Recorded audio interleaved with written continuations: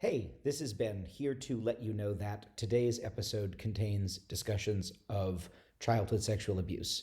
If that is not something you want to hear discussions of, today's episode is not the one for you. For everyone else, it's a great episode. Please enjoy.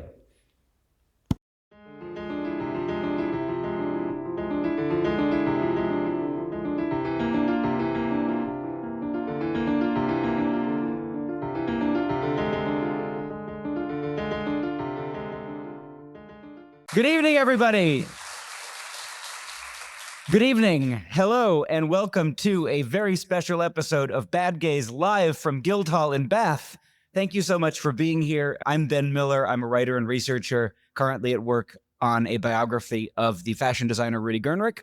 And I'm Hugh Lemmy, a writer and artist. And we're so happy to be here at Guildhall in Bath. Thanks so much to Queer Bath for having us. Thanks so much to Nick Yavchichas for hosting us, and Jazz and everybody else who's been so wonderful here. And thank you all so much for coming. So ordinarily, this is the time when I would say who we talked about last week, but there wasn't a last week. But Hugh, who are we talking about this week? I do feel a little bit like I'm bringing calls to Newcastle by talking about William Beckford here in Bath. And I'm sure that many of you here his presence will be well understood to you because his legacy is left like his vast collections of art and his tower, Beckford's Tower, this beautiful building he had built as a retreat from the city. But his material legacy is actually probably a good place to discuss a man who was decidedly both evil and very complicated queer from history. And that's because William Beckford, who was born not in Bath, but in London in 1760, is someone for whom property, in every sense of the word, was really the defining factor of his life. He was a novelist, a member of parliament, a collector of art, antiquities and books, a travel writer, and a builder of great palaces. He regarded himself very much as a man of culture, but he made his cultural qualities known by buying and by building things. And he could afford to buy and build things, some ridiculous things, because he was rich, extraordinarily rich, richer than we can probably possibly imagine today. So all of his status and his legacy and the thing that really made him who he was came from his wealth. And his wealth came from another form of property that he owned, chattel slaves. But Hugh, if we start canceling all of the slave owners, what will anything in this country be named after? Exactly. So let's start at the beginning. William was born, as I said, in 1760 in one of his family homes in Soho Square in London. And his mother, Maria Hamilton, was the daughter of the MP for Wells. His father, also called William Beckford, was a Whig politician who was twice the Lord Mayor of London. But he was born in Jamaica as the family were key part of the colonial state there. And in fact, our William's grandfather, Peter, was the governor of Jamaica and a powerful planter. He owned 20 plantations and enslaved upwards of 3,000 people whom he forced to work on his sugar plantations. So this generational wealth passed down. And William's father, who you can see here, held most of this vast estate himself. And he guarded his wealth and his power jealously. So in the year of William's birth, some enslaved people on his father's plantation rose up for liberation alongside a wider slave rebellion in Jamaica led by a Fante prince called Taki. This is in 1760. And their rebellion was suppressed in a characteristically ruthless style. So despite hundreds of the former slaves surrendering, they were executed and many of them were burnt at the stake. So slavery was the source of the family's fortune, and a family fortune it definitely was. Being his father's only legitimate child, although by no means his only child, William inherited the lion's share of it when his father died in 1770, when William was just 10 years old. At the age of 10, when he died, he inherited a fortune of £1.5 million, which, adjusted for inflation in today's money, is about £250 million. Whig. Yeah, Whig Party, yeah. And so you add to this his income that he then made annually from his slave plantations, which amounted to about £70,000 at the time, which is about £11 million a year in today's money. As well as all his capital, he also inherited a lot of property, including an enormous Neopalladian country house that his father had built, Fonhill Splendens, which was about 30 miles outside of Bath. And then, of course, all of his father's enslaved property, all the people that his father owned. So this house was to have a very dramatic effect on the young William. He was a 10-year-old child who was rattling around his new inheritance. And later he would claim that he hated the building on account of its dated architecture and pokey windows, which he called a mass of very ordinary taste. It doesn't look like very ordinary taste to me. Wig. But the interiors of Fonthill Splendens were, by all accounts, sumptuous to the point of being gaudy. There was a low-vaulted hall that ran the entire length of the property that was known as the Egyptian Hall, and there was also an apartment known as the Turkish Room, and this room in particular would have a profound effect on the young man. It was decorated in a sort of Orientalist harem vision, as imagined by the English designers of the day, and it would spark William's imagination and his love for this very same sort of Orientalist view of what was regarded as despotic, immoral, lewd Middle East, which he was into.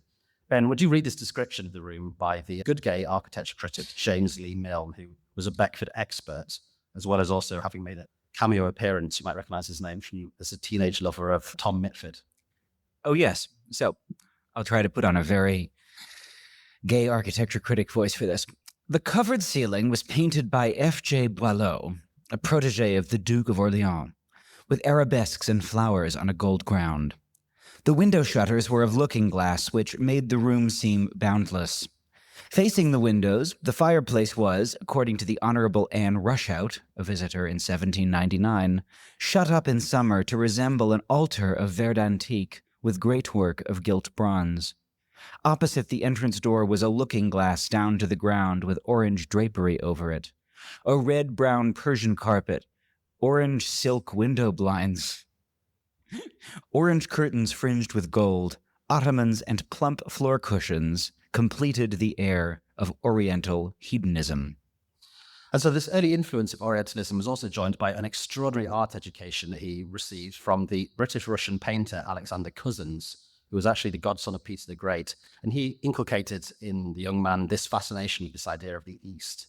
And that was to enjoy his entire life. And in fact, he even referred to his own mother as Begum, which is a term from Central and South Asia that signifies the wife of a bey or a lord, which is particularly ironic because despite this great wealth that they had, the Beckfords were actually commoners. They weren't nobility. And indeed, he's sometimes described as the richest commoner in England. And so his family worried about his love of what were called at the time the Arabian Tales, as contrasted with the sort of proper classical Greek education and Latin education that was suitable for a boy of his standing. And his education by Cousins was designed to put him back on the right track. So here we have a very common story on Batgaze. The son of a very worldly English family, inheriting their wealth, but not really their devotion to commerce or public service, who instead dedicates themselves to a life of high sensibility, art, culture, music, and all of the assorted forms of faggotry. Wig. So in the words of the Beckford expert Boyd Alexander, quote, there was a perpetual conflict in him between artistic dalliance and duty. Same. This is the same as you. His mother was worried. So she sent him off to Geneva, where he fell. That didn't happen. She sent him off to Geneva, and he fell in not with the other sort of hearty English lads traveling abroad, who he described as, quote, an animal I am determined not to be, but rather instead of aesthetes and intellectuals, including an aging Voltaire. At 18, his mother sent back for him, and she tried another tack, and she sent him around all of England's country houses to see if he might acquire a taste for the life of a country gentleman. So this tactic was to prove a disaster, which would mark Beckford's life forever. So while staying in Exeter, he visited a place called Powderham Castle, which is the seat of the Earl of Devon. The Earl had 12 daughters, but only one son, William Courtenay, also known as Kitty.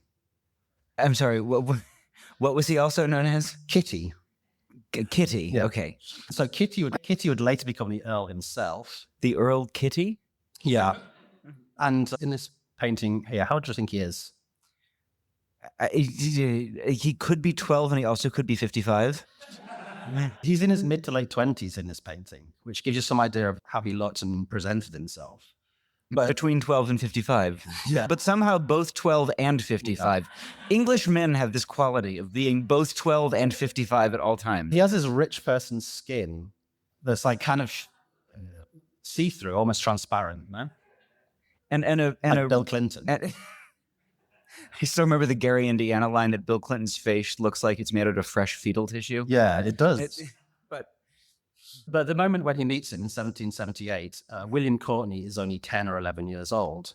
So now we get onto this very difficult problem of language and a changing language about how we talk about the nature of their relationship, shall we call it. So this is how John Walter Oliver's Life of William Beckford, which is written in 1932, describes it.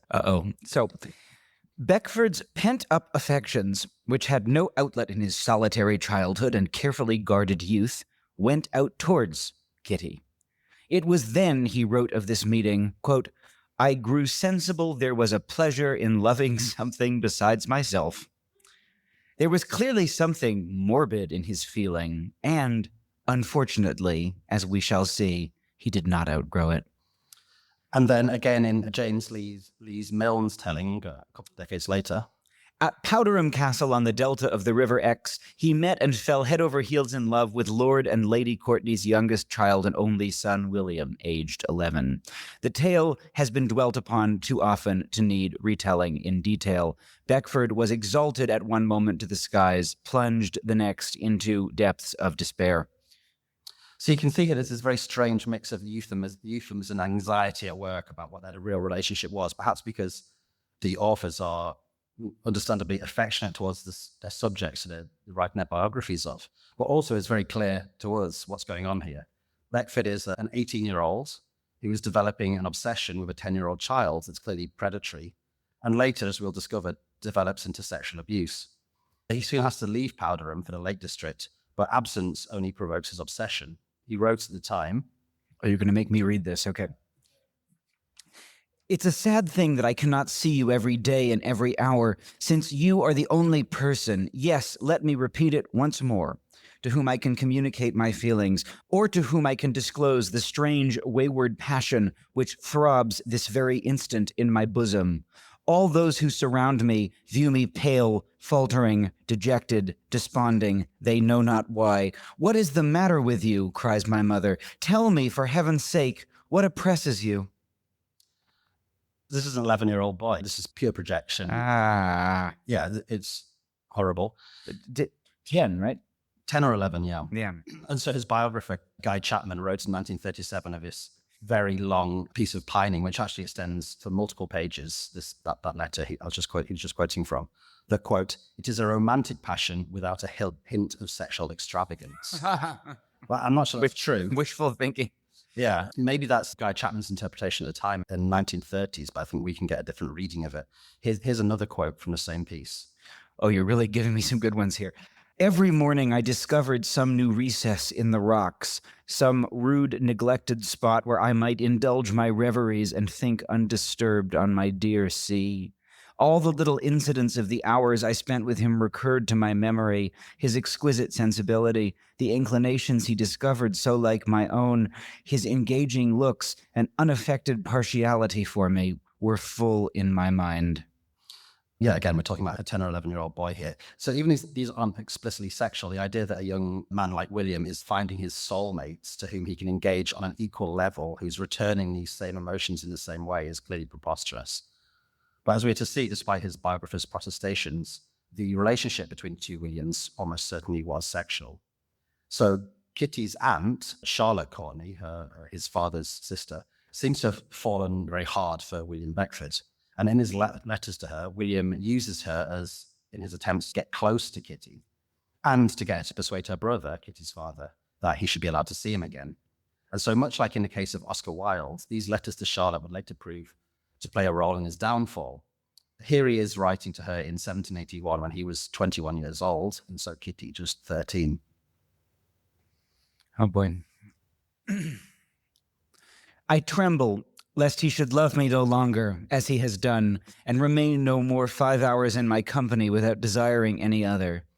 Surely he will never find any other being so formed by nature for his companion as myself. Of all the human creatures, male or female, with which I have been acquainted in various countries and at different periods, he is the only one that seems to have been cast in my mold. When I first began to know him, the pleasing delusion would often suggest itself of our having been friends in some former existence. He was never so happy as when reclined by my side, listening to my wild music, or the strange stories which sprang up in my fancy for his amusement.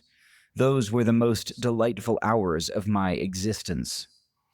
So maybe now we should deal with this period of his early adulthood from this point when he first met Kitty. So he returns home to his family residence at Fonthill Splendens, and his mother decides to invite his cousin, Peter, and his wife, Louisa, to stay, hoping that they're going to be a good influence on William. Wrong. Wrong. Very wrong. Is it as wrong as who was it who sent their kid to Weimar, Berlin to straighten out? Oh, yeah, Francis Bacon's. Up there with the... So Peter was exactly the sort of man that William's mother hoped he would turn into. He was a country gent. He was obsessed with hunting. He was a very boring, dull man. He was nearly 40. And Louisa, his wife, was 25, so just 5 years older than William at the time. And she was pretty and witty and gay. Wig. So she soon fell for her husband's cousin, William, who was handsome and charming and also gay, or perhaps more accurately, bisexual, because they began an affair, and the letters from that time betray its very strange and obsessive nature, with Louisa pursuing William and William returning her affections in some way, but he also continued his pursuit of the young Kitty Courtney. And you get a taste for the way that he envisioned himself, looking at his own life through this Orientalist lens of aristocracy in this letter to Louisa. Returned to Rome, your letter of the 4th June was the first object my eyes fixed upon. How did my heart throb when I opened it? How did it leap with exultation when I read the assurance of my affection? And does she really love me? Are the delightful days of Fonthill not yet elapsed from her memory? Does she still dwell with pleasure on the recollection of what passed in our subterraneous apartment, where we used to recline like voluptuous Orientals on silken beds in the glow of transparent curtains? Don't you remember, Louisa, the soft perfume of roses that seemed to float in the air and the affecting sound of the music in the hall? But above all, does she yet love to talk of the hour when, seizing her delicate hand, I led her bounding like a kid to my chamber?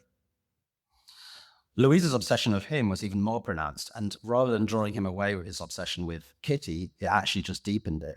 She became more than just the courier of his letters, and more like a sort of facilitator of his abuse, helping him to groom the child, even trying to arrange a rendezvous, as it's put in one of the biographies, between the three of them. What? Yeah. Ah. So while traveling, he wrote these florid love letters to her, but they also talk about Kitty in the same breath. She was very happy playing second fiddle to his desires. She wrote, quote, "How my heart bounds with transport when I fancy that, after Kitty, I am the being you prefer above all others."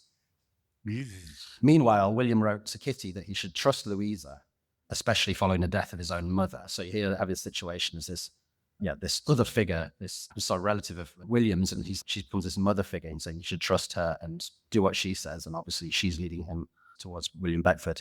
And he writes, quote,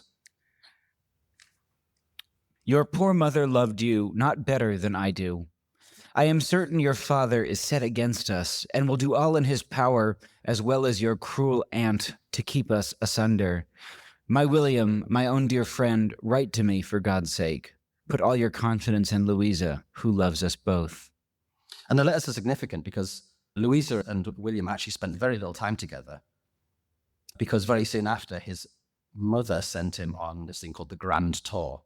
The Grand Tour is this very significant cultural artifact for Georgian England, which lasted until the Napoleonic Wars, where these landowners and often slaveholders would spend its enormous wealth by traveling across Europe to Italy as a sort of aristocratic field trip, an educational opportunity to experience the wealth of classical antiquity, which Brits were beginning to feel was their own sort of root and birthright, the culture from which English values sprang.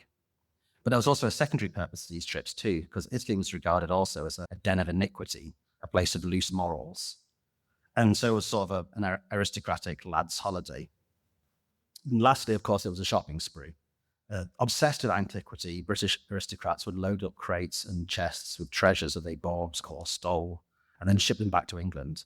And so for the richest commoner in England, William, now just 20 years old, it was an unmissable opportunity, and it's what this lifelong compulsion he had as a collector. So I mentioned at the start the importance of property in understanding Beckford cannot be underestimated. And if he's to be remembered for anything positive, it must surely be those collections. He was a very astute collector, visiting France during the Revolution to take advantage of the rock-bottom prices that were caused by everyone having their heads chopped off. Wig. Yeah. And you get great value when the aristocracy is guillotined. So he What a collected, great reason to. Never mind. yeah. He collected furniture from Japan. He bought this, the Rubens vase, which is a Byzantine agate vase, so named because, of course, it was once owned not just by Rubens, but also by Charles V of France and the Mughal Emperor Jahangir. He also bought paintings. He had Raphaels and Canalettos and Bellinis, Turners and Blakes, Claudes and Lorraines. Shouldn't everybody? Yeah. He also bought the very famous Velázquez painting of Philip IV of Spain, which now hangs in the National Gallery. And he didn't just buy porcelain from China, he bought the first ever piece of Chinese porcelain to arrive in Europe, the Fonthill vase. He bought medieval enamel reliquaries from Limoges. He bought Marie Antoinette's toilet. Don't give Donald Trump any ideas. And he also bought an astonishing library of rare books and manuscripts. He had over 800 illuminated manuscripts, some dating all the way back to the 9th century.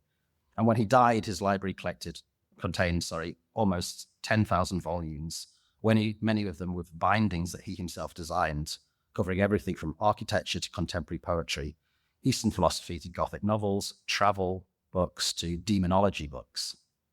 He's also become famous because his collection was posthumously sold, and they discovered this quantity and quality of marginalia. He was always writing very extensive notes and comments in his books. He wasn't just collecting them, but he was making his own notes on them. For example, in the margin of the Walter Scott poem, The Field of Waterloo, he left the following little ditty. The corpse of many a hero slain pressed Waterloo's ensanguined plain, but none by sabre or by shot fell half as flat as Walter Scott. But as a collector of both antiques and paintings and books, he wasn't really driven by greed necessarily, but trying to own as much as possible. Trying to own as much as possible. His taste was about refining. He was his earlier idea of his connoisseur who was actually engaged in an artistic process himself by what he was buying. And his taste was very refined and very advanced for the time. He sought out popular artists' works of the early Renaissance that had yet to enter the canon. And he even sold works when he regarded the artist as having become too popular. He was like the original hipster. He was into everything before it was cool. Of course, he made it cool. And he defined his own identity through the degree to which he was more cultured than others. And owning work was his way of showing and proving how cultured he was. What better way? Yeah. But he didn't just collect books, he also wrote them. He wrote some travel books, travel diaries, some satires, and a book on painting. But he also wrote his most famous book, which was a Gothic novel, an Orientalist historical fantasy entitled Vathek. And you'll see one of the covers of Vathek gives you some taste of this sort of Orientalist vision at the time. Oh, God. Is he about to defy gravity? So, What's with the skin color? Anyway. Sorry, for the listeners, we have an image here of a sort of Orientalist dream of or nightmare of a kind of hook-nosed Arab in a turban, but with, I would say, Kelly green skin. And the subtitle of the book is He Bargained with Evil for the Secrets of the Universe. So Wig. The title character is Vathek, and he is Abbasid Caliph, a sort of Muslim ruler, and of course a despotic tyrant. And he's enchanted by this mythical infidel who persuades him to renounce Islam in a Faustian pact. And then he follows the caliph's journey as he sacrifices all the children in the city to this infidel troll. He burns others alive. He chases this beautiful princess and so on. And his quest for the essential and experiential is shown through his desire to build these enormous palaces and vast towers, which is something we can come back to later as having an analogy in Beckford's life. And so by the end, he realizes this fact, and he's given his soul for eternal damnation. Was a bad deal. But by that point, it's too late, and he's condemned to hell along with his scheming mother and this princess. So later in his life, Beckford would claim that many of the characters were, of course, drawn from people in his own life. The caliph's overbearing mother, for example, seems very obviously based on his own sort of very controlling and doting mother, while the princess is quite clearly Louisa, and then the princess's effeminate young cousin is, of course, Kitty. Lees Milne also claims that the Orientalist settings of the book and the scenes of debauchery were drawn from his family home, and especially a notoriously ostentatious coming-of-age party he held. My Super Sweet 16. Yeah. So he wrote the book in French in 1782 when he was 21, but it wouldn't be translated and published in English, and then anonymously and without his consent until 4 years later. And the reason it was published anonymously is all down to what happens in the next 4 years. So in 1781, Louisa dies of TB in Italy. In 1783, aged still just 23, he married a 20-year-old Lady Margaret Gordon, a very pretty aristocratic woman who had been at this notorious birthday bash. And so they went to Switzerland on their honeymoon. As you might have guessed by now, William was a profligate shagger and appears to have actually still also been very much in love with his wife, who herself adored the handsome young man, and who, like Louisa and Charlotte before him, seemed to at least tolerate his ongoing obsession of Kitty, who's now 15. He wrote back to his old tutor and confidant, Alexander Cousins. Innumerable fancies rush upon me, strange hopes and as strange fears. During these moments I dream of William and of Fonthill, while the confused murmur of leaves and water lulls me to sound rest. Lady M walks about gathering flowers from the shrubs which almost dip their boughs in the lake. Why am I not happy? Is it not my own fault that I am miserable? He can't be that miserable because his wife becomes pregnant. But when they return to England, tragically, she gives birth to a stillborn son.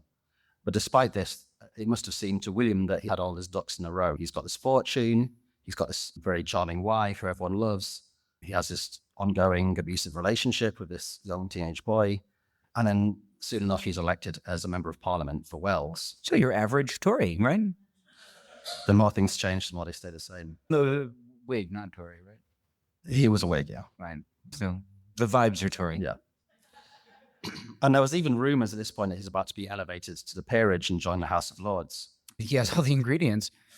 But unfortunately, for him, he didn't succeed in his attempts to separate Kitty from Kitty's family, which he'd been trying to do. But he did travel with his new wife back to Kitty's home, Powderham Castle, that winter, along with other guests, such as Charlotte, Kitty's aunt, who had in the meantime married an MP and a lawyer called Lord Loughborough. So in Powderham Castle, early one morning, Kitty's tutor, who's sleeping next door, is woken by strange noises from Kitty's bedroom. According to a contemporary account, the tutor heard, quote, a creaking and bustle, which raised his curiosity. And through the keyhole, he saw the operation, which it seems he did not interrupt, but informed Lord C, and the hole was blown up. Didn't interrupt? Didn't interrupt. Didn't interrupt. Yeah. Okay, I just thought I...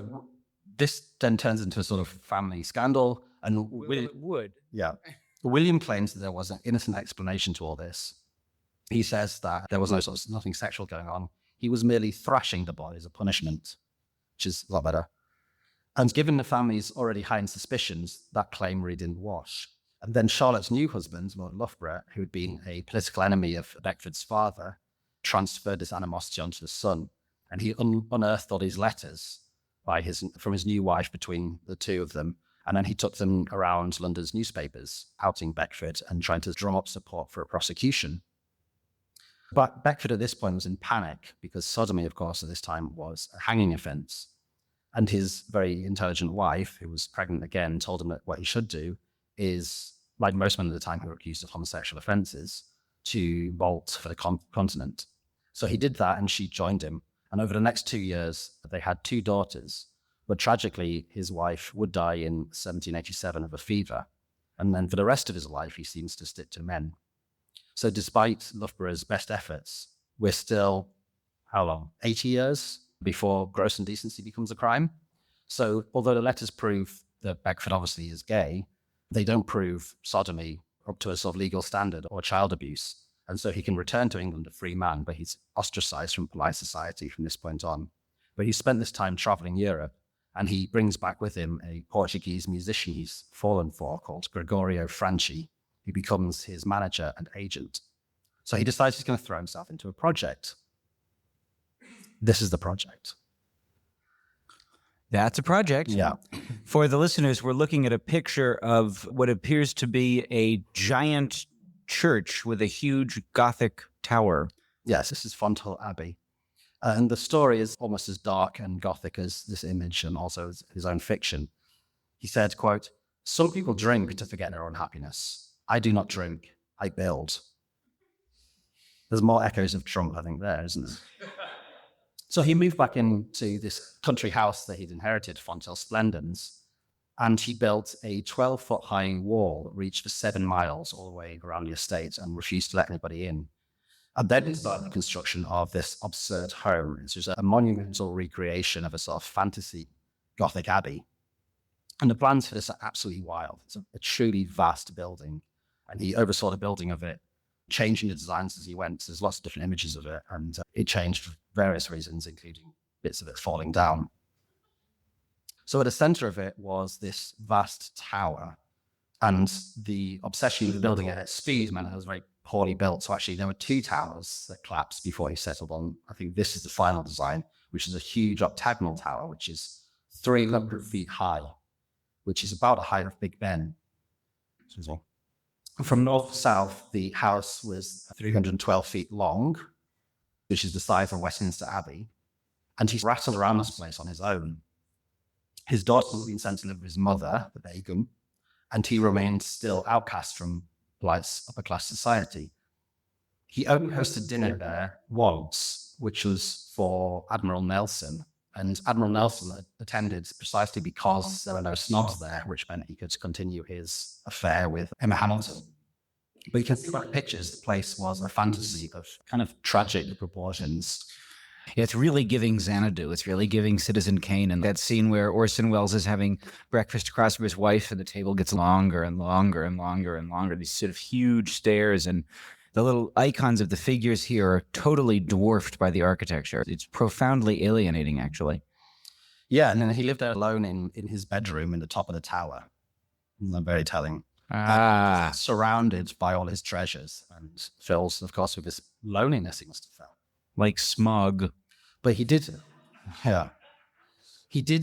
maintain a sort of team of young male servants who attended to his every need. The historian Richter Norton describes him as a caliph with a harem, which is fitting, and their names really are from astounding. Go on. Names. Go on. The names of these young male servants were Pale Ambrose, Okay. Infamous Poopy, Horrid Horace Ghoul, Same. Insipid Madame Bion, Same. the Cadaverous Nicobuse, the Portentous Dwarf, Frigid Silence, Miss Long, Miss Butterfly, which was at the time slang for catamite, Countess Pox, Mr. Prudent Sealed Up, the Monkey, and the Turk. So despite spending 20 years building this enormous palace for himself, Beckford, perhaps luckily, actually wasn't to live out the rest of his life as this sort of evil king trapped in his palace of sadness. He'd spent so much time and attention building it that he'd failed to notice that his lawyers and bankers had been gradually defrauding him of his slave plantations. Don't you hate when that happens? Yeah. And then this, combined with a collapse in the price of sugar at the time, led him into a huge debt. And he was forced to sell not just his home, but all his collection to an arms dealer. A few years later, the abbey fell down because the speed of its sort of construction, his poor design of him rushing to build it, was the cause, so it no longer exists. But Beckford was still wealthy from this sale, so he moved to Bath, and his construction mania continued.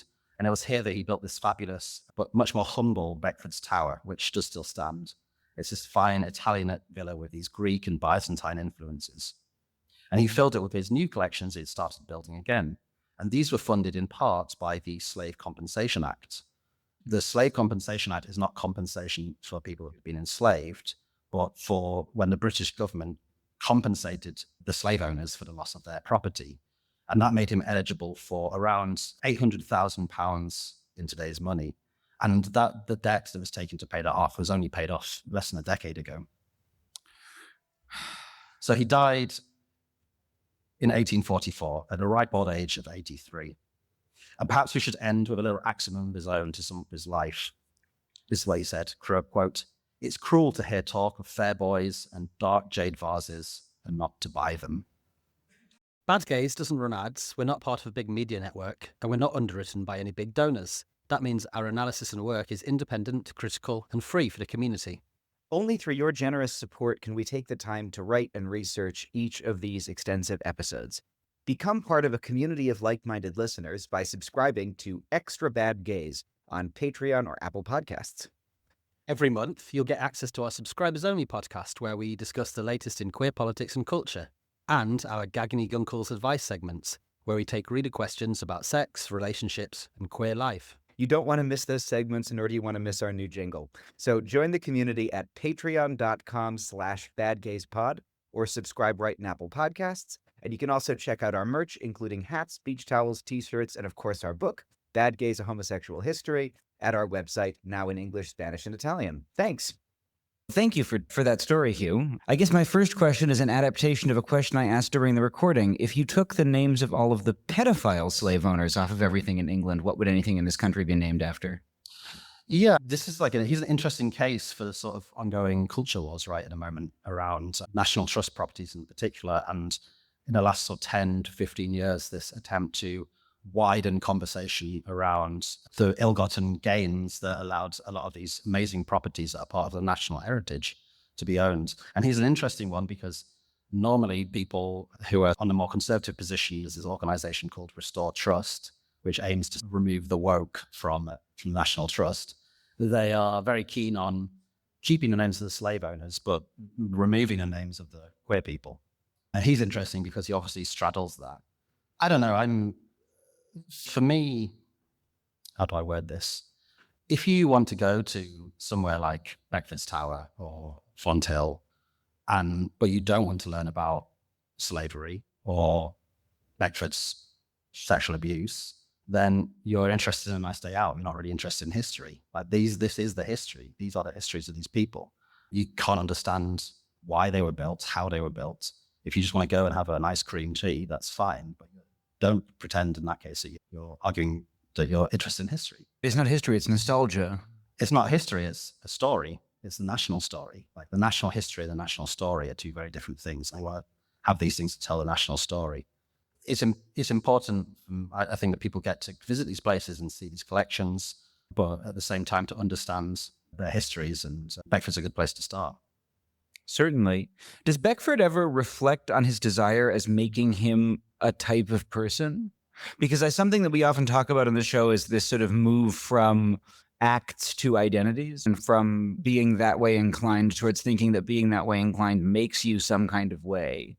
And in all of those quotes that you made me read, and thank you for making me read all of those quotes, I didn't hear much in the way of that sort of reflection, but maybe there was evidence of that from elsewhere. No, he collected sort of books about historical cases of queer people. He also collected newspaper cuttings, and he had a huge collection of newspaper cuttings.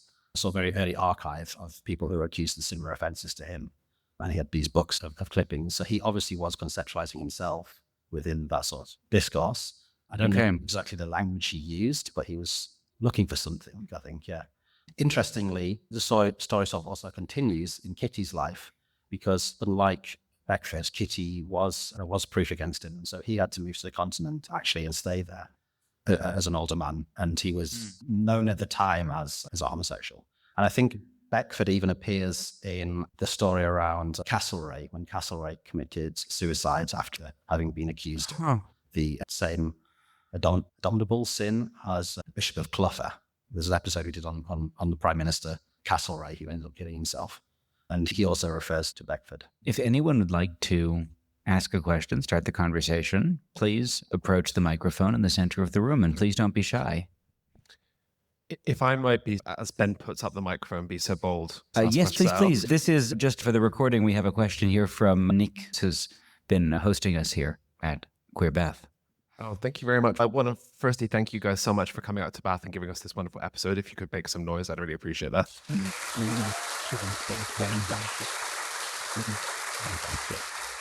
We'd like to show up to a town and besmirch the name of everything you hold dear. It's what we do best. I also want to thank you specifically, Ben, for constantly mentioning the name of my drag show Wig throughout the episode. That was definitely a paid promotion. Wig. I have two questions, if that's all right. The first one builds on what you were just talking about. There are a number of upmarket venues in Bath that are named after Beckford. I wonder what you thought about that. And my other question is, the book is Varthek? Is that the Varthek. Varthek? I read that there's some like interesting homoerotic themes in the book. I don't know if Oh, you yeah. have any more on that or any thoughts on that. On the first note, I don't have a problem with places being named after him, but as long as that, there's a difference between sort of acknowledging their histories or the role he plays, especially in a city like this, and then using that as an opportunity to valorize him.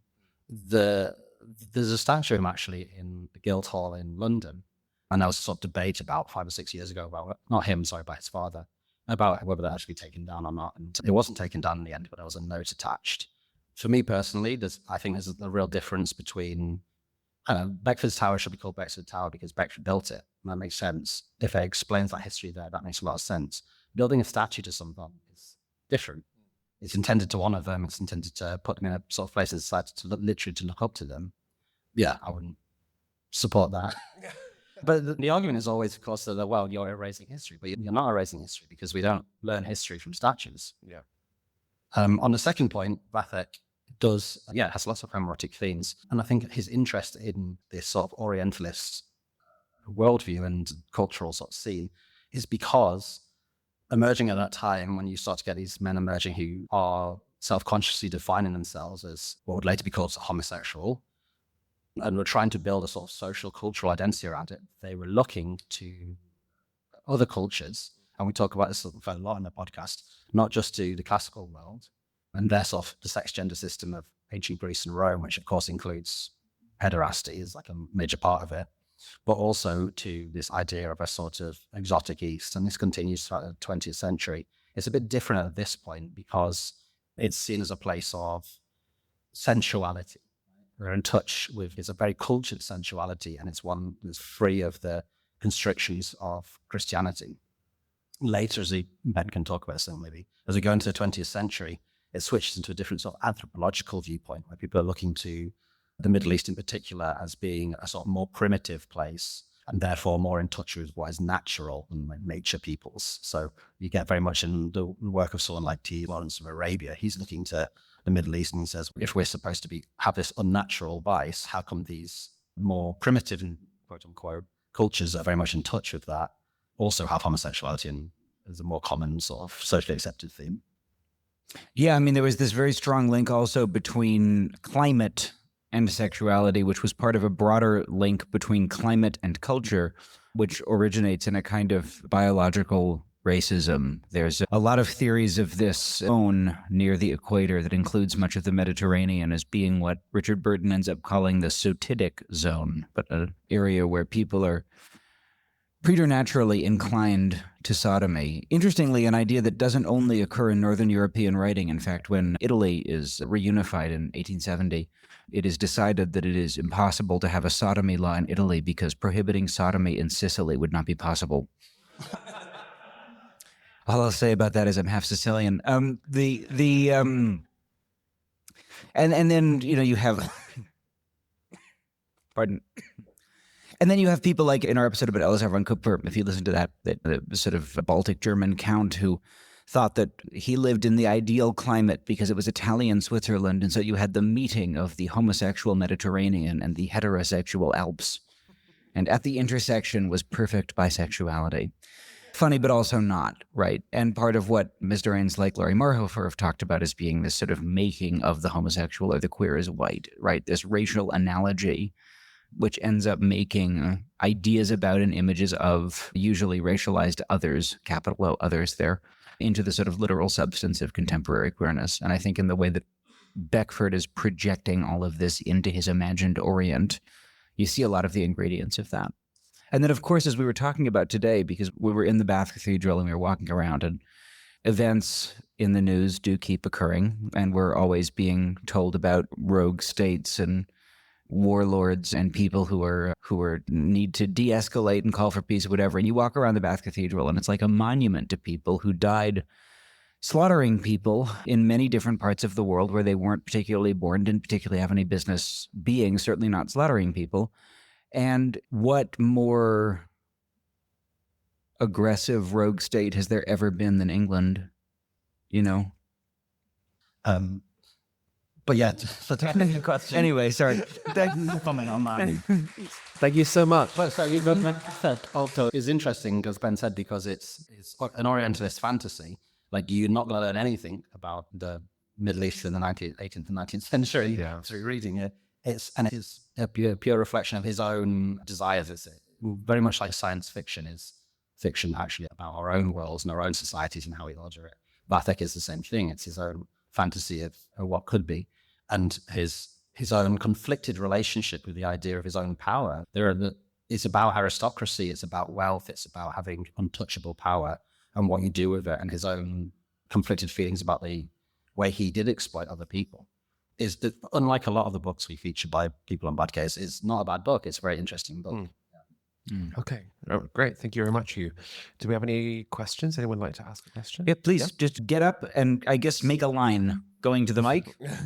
2 small questions. First of all, well done for getting through this fucking book because it's absolute guff. Like, having read quite a lot of 18th century stuff, it's there.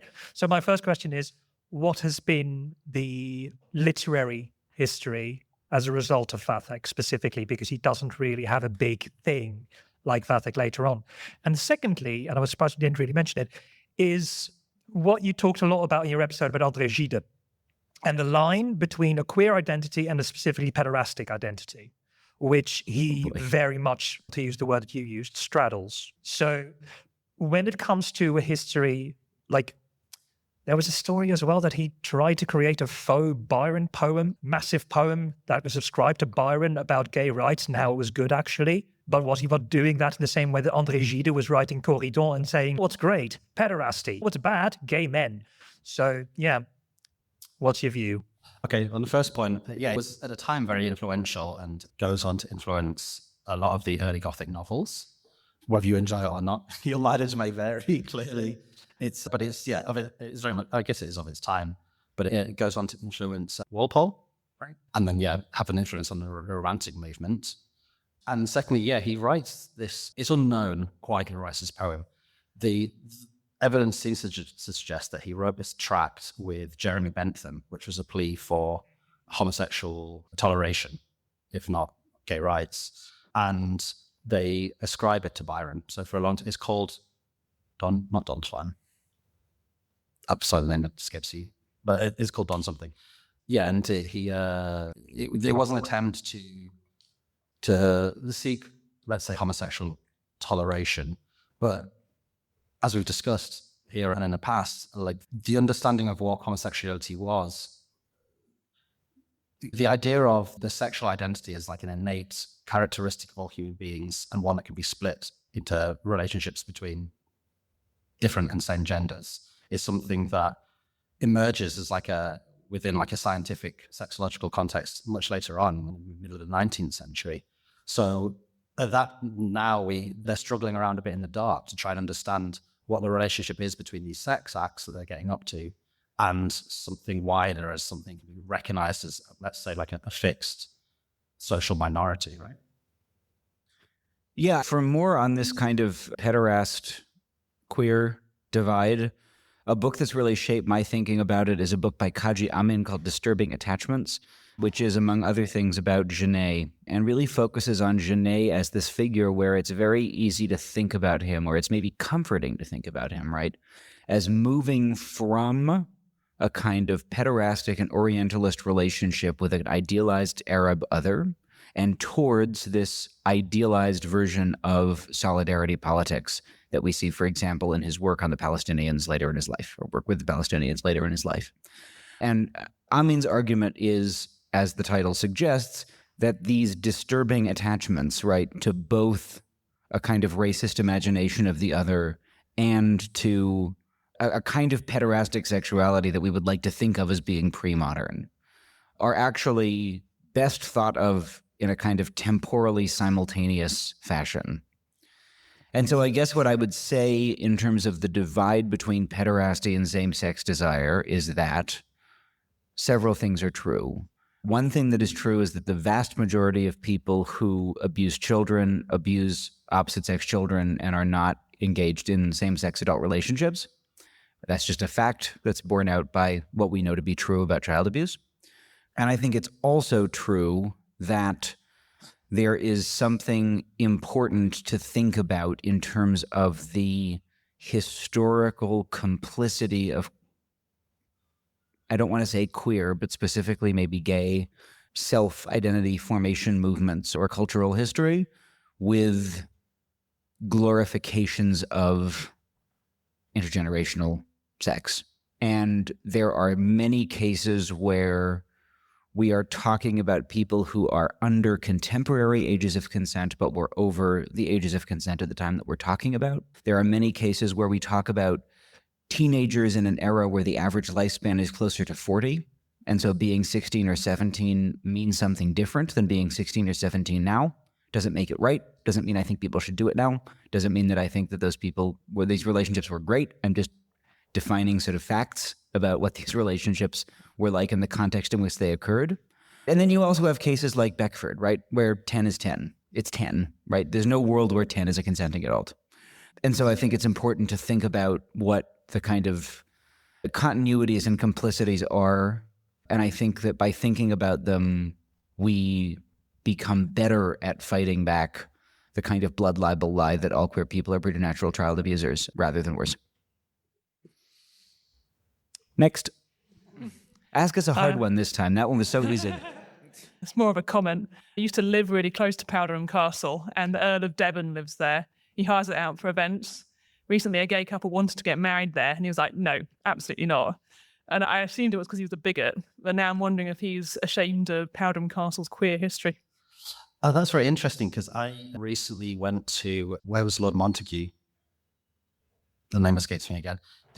Down near Southampton to make a film. And the current Lord Montague's father was involved in a very important legal case. He was prosecuted for gross indecency in the 1950s for a consensual orgy / sex party. There were five guys in his beach house. Bewley, that's the name of the place. Is 5 considered an orgy? I thought 5 was Wednesday. I think if it's an odd number, it counts as an orgy. Anyway, Otherwise, it's just sparkling group sex. So there was the 5 of them: Michael Pitt Rivers, Lord Montague, Peter Wildblood, and then 2 young RAF officers.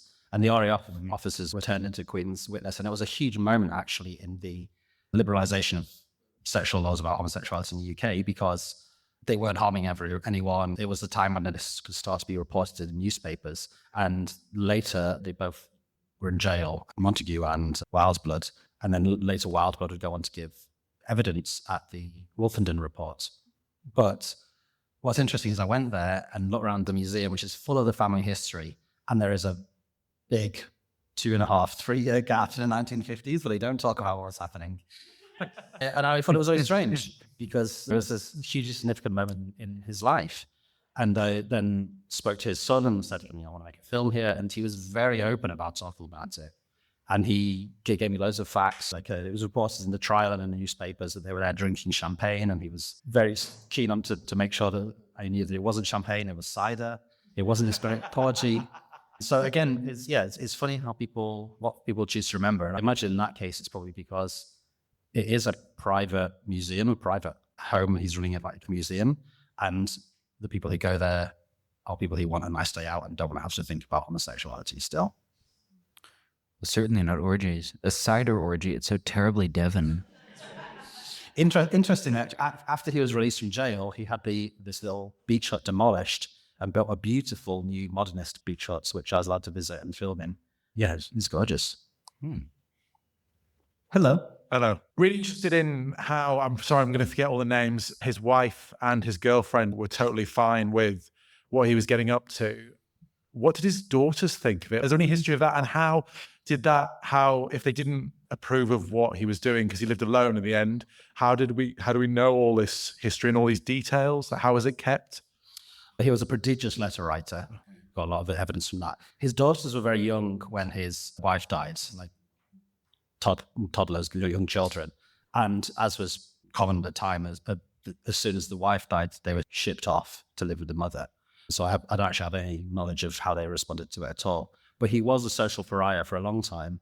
And then as he became old, his sort of status changed, and Within Bath, there's lots of descriptions of him towards the end of his life as a sort of harmless eccentric, walking around building his tower and various houses and things. So I think that people's response to him, once the scandal died down after a few decades, became a lot more sympathetic. Hi, Ben and Hugh. Thank you for a great story, I think, and for sharing that with us. I know you mentioned a lot about the kind of Orientalism of Beckford and how he related to the Middle East, but obviously he's also out there collecting Roman and Greek antiquities, and he's engaging with that grand tour. Is there a relationship there along the lines of early gay identity formation where he's looking at the Greeks and the Romans and he's thinking kind of things, or is that not? Yeah, absolutely. Yeah. Very much in common with a lot of men at the time, and within the sort of educational system at the time, as they shift towards a classical education in grammar schools, and they're emerging. And it actually comes up, this is well before him, in Shakespeare's education, for example. He's being exposed to a lot of that stuff. So he would have grown up, in fact, with his classical education he was receiving from Alexander Cousins, having those models presented to him. And there was a very sort of ambiguous relationship because I imagine there was probably quite a lot of a sort of reflection of those models, let's say, to use another euphemism, happening within those schools at the time. So he would have understood that. But I think for him, there's something to do with the sensuality of the Oriental vision as he had it, which attracted him more, because I think it's more to do with despotic power, what you can do when you are rich, rather than the classical model, which is about a sort of formalized social form of education where older men would bring younger men into society through this quite codified one-on-one pedagogical and pederastical relationship, where you were teaching this child had to be a man, and then having sex with him, and he was the bottom and you were the top, etc., etc. And his model was very much like this harem model that he was interested in. There's also, and this is something that I've written about a bit and researched a bit, there's a temptation sometimes to make a really neat distinction between the kind of Orientalist or primitivist mode of gay identity formation and the attraction to the Greek and the Roman classical. And both of them, in fact, I think, are about a kind of deep time, about a kind of past, about something that's been lost. And that doesn't mean that the racialized one isn't racialized and that the racialization isn't important, but often there are real connections between those two that I think a certain way of thinking about the gay attraction to the classical and the Roman as being only about a kind of whiteness. Of course, it is about whiteness, but only about whiteness in sort of one way can obscure. An example of that, not from Beckford, but from a research that I've done, is there's a photographer, a German photographer named Wilhelm von Glöden, who moved to Sicily and took pictures of young men and boys posed naked with various classical themes. Those photographs remain in the collection of the Berlin Anthropological Society at the Berlin State Anthropological Museums, where they were collected as evidence of classical race types. And so just in that presence, gay pornography as anthropological evidence, you have this link between a kind of racializing worldview, an obsession with the Greek and the Roman model, and then these kind of sciences of classification that undermine this kind of colonial, or underlay, undergird this kind of colonial capitalist expansion. And when I went there to ask after the pictures, the archivist said, Glöden didn't just take pictures of naked boys, he also took pictures of women with clothes on. And I said, pictures here of naked boys or women with clothes on. And he said, oh no, women with clothes on is ethnography, naked boys is anthropology. That is a direct quote from the German. What's also interesting is when you look back at the classical models as well, that of course this was happening within the classical world, that the Romans borrowed extensively from Greek culture and saw the Greeks as a sort of precursor to their own civilization, as the British did in the sort of Enlightenment, and they were adopting these Hellenic forms. And this comes up actually in our book, if you'd like to buy it, around Emperor Hadrian. Hadrian was a Hellenophile. He loved the idea of the East and what he saw as the freedoms and higher ideals of this then declining Greek society, and homosexuality, what we'd call homosexuality, let's say, a sort of pedagogical older man, younger man relationship was one of the ways that he embodied it. And that's why he went crazy and killed his boyfriend. What did you write in the book, Hugh? That like many gay guys who go on holiday in Greece, he grew a beard and took some hallucinogenic drugs? Yeah. I mean, wig. Anyway, next. Hello. Thank you for a fascinating talk. That was really great. I was amazed at how much of the evidence came from Beckford's own letters that have survived to be presented in a talk today. Because, so like John Addington Symonds, who's a Bristol queer, he documents how heartbroken he was at having to destroy his letters, throw his letters in a black tin box into the River Avon because they would have incriminated him. Henry Scott Tuke, I think his family destroyed his letters after he died, but to protect him. Did Beckford think he was rich enough to get away with it if he was caught? Or was he so romantic that he couldn't possibly destroy them? It wasn't a crime. Okay. This is the difference. So to give a brief history, the first laws that are brought in around buggery as a civil offence emerged under Henry VIII. And that makes sodomy a crime, and it's a capital offence. You could be executed for it. But the level of evidence is extremely high. There has to be a third-party witness, which obviously in most cases, not involving RAF airmen, doesn't exist. And you have to prove that ejaculation takes place inside the anus. Okay. So, yeah, very high bar of evidence, which is why not a lot of people were prosecuted for it. And it's only in the 1860s when, as we were talking, you start to get these anthropological and sexological ideas of what are all these guys. We built all these cities, and suddenly there's all these guys here who are not getting married and doing these weird things. What is going on? And that's where you start to get the idea of it. Is this some sort of social identity? What's causing this? And so you move from this idea of there being like this act that you have to prohibit, which is because it's sodomy, it's against the Bible, to what comes in the Labouchere Amendment. The Labouchere Amendment is an amendment of a wide-ranging reform of sexual offences that's actually aimed by early feminists at ending child prostitution, and that introduces a higher age of consent for heterosexual sex and anti-child trafficking laws and stuff. And at the last moment, this Liberal MP just tacks on this amendment, which includes this crime of gross indecency, which is never defined in law. And that spreads, who knows what they really wanted. Some people actually think that Labouchere was introducing a wrecking amendment to try and destroy the whole bill. The Labouchere Amendment criminalizes gross indecency, and that becomes this massive tool that the state can use to criminalize gay men.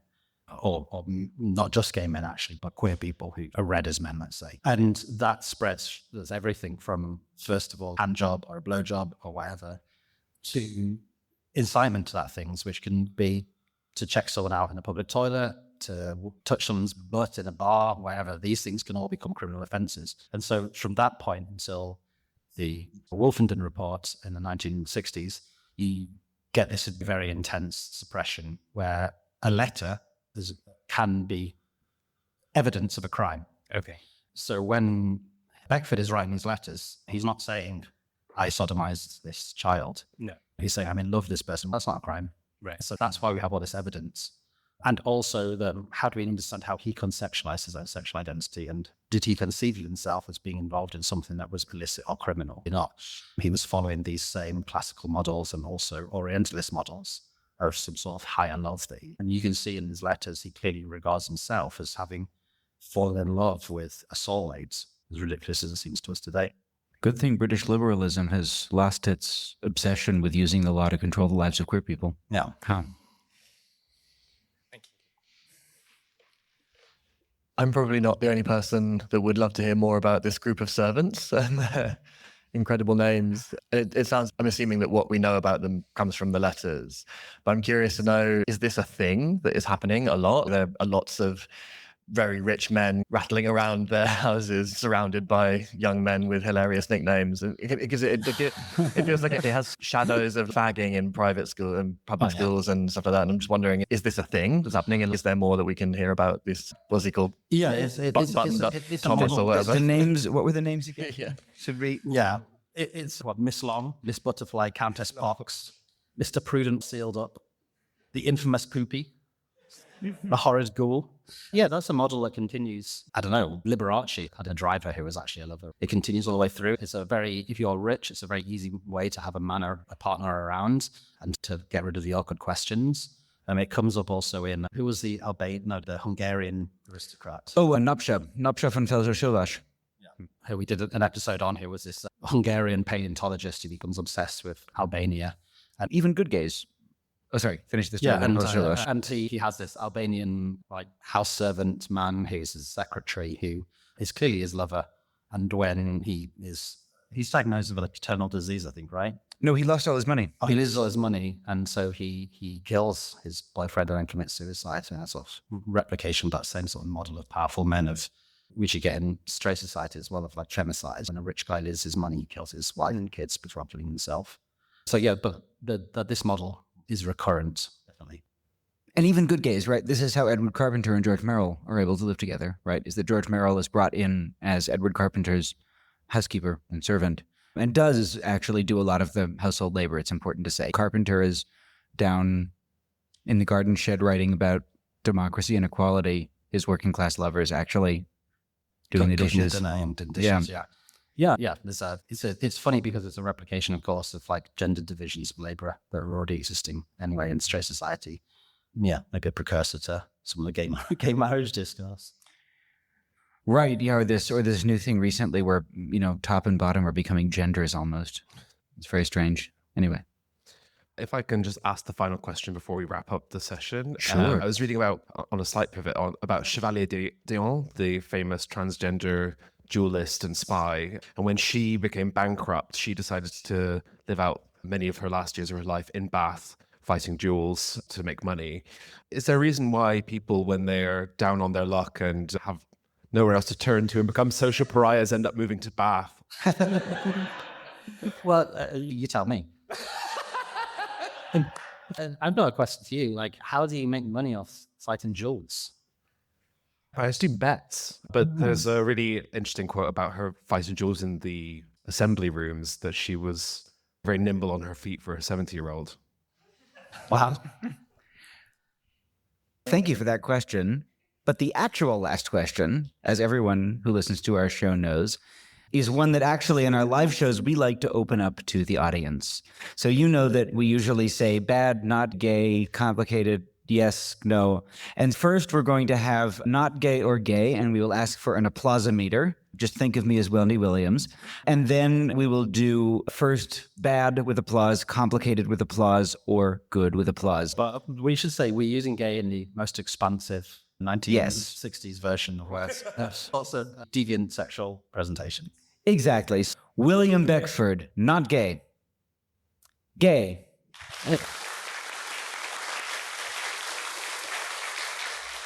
William Beckford, good gay. Brave. Complicated gay. Bad gay.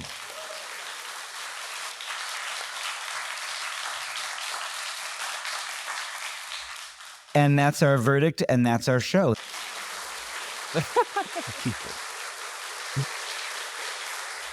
Hugh, if people wanted to learn more about William Beckford, what are some of the sources that you used to research this episode? There's a whole bunch of biographies. There's William Beckford.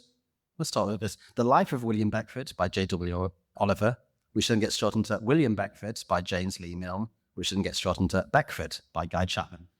There's also a fantastic essay from a Landmark Trust, which is written by Caroline Stanford, which is available on their website, called Beckford Tower's History Album, that is very critical and thoughtful and puts a lot of the sort of grooming and sexual abuse into a more contemporary context, let's say. And then there's also a number of great essays on Richter Norton's website about it, including The Fool at Fonthill, which can be found at richternorton.co.uk. That's our show. You can find us on social media at Bad Gays Pod on Blue Sky, on Instagram, on TikTok. You can go to badgayspod.com to buy our merch and learn more about upcoming live shows. You can go to badgayspod.com/book to find our book, and you can go to patreon.com/badgayspod to support the creation of episodes like this one. Thank you so much for being a fabulous audience. Bye. Bye.